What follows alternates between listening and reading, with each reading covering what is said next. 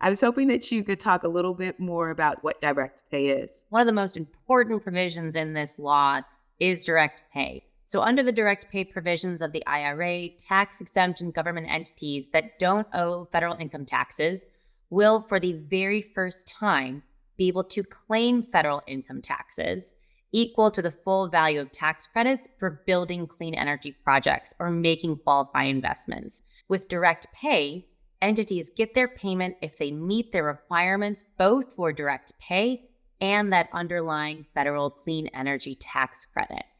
Could you tell me who actually is eligible for direct pay in this moment? Any nonprofit entity, anything that's a 501c3 essentially qualifies for this.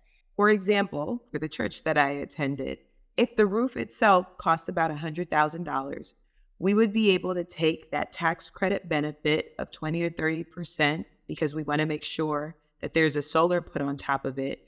And so what would be maybe $20,000 or $30,000 that we would have to come up front with, we could potentially apply to the IRS and get a credit back.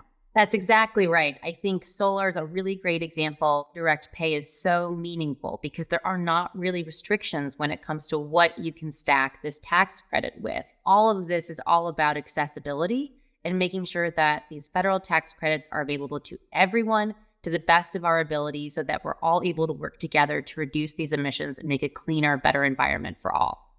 We could not only put the solar, but because our church sometimes is cold, we could change the heating and cooling, and there could be a tax credit for that. If we decided that we were going to change our windows out and improve it in terms of the conditioning, there could be a tax credit for that.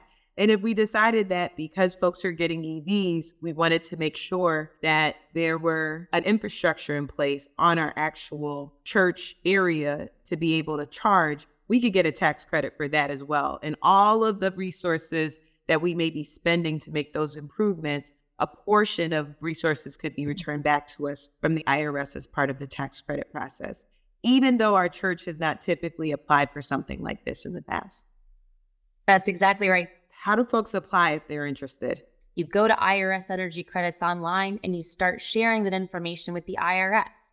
There's a massive user guide and a lot of resources available on the IRS that tells you step by step what you need to do and the type of information you need to share with the IRS. At the end of that process, the IRS is going to take a look and review, and then they'll give you a pre-filing registration number. We're asking folks to do this after they've already started the project. So it's like anything else with taxes. You don't actually put it on your tax return until you've given the charitable donation, until you've bought the house and you're seeking a homeowner tax credit.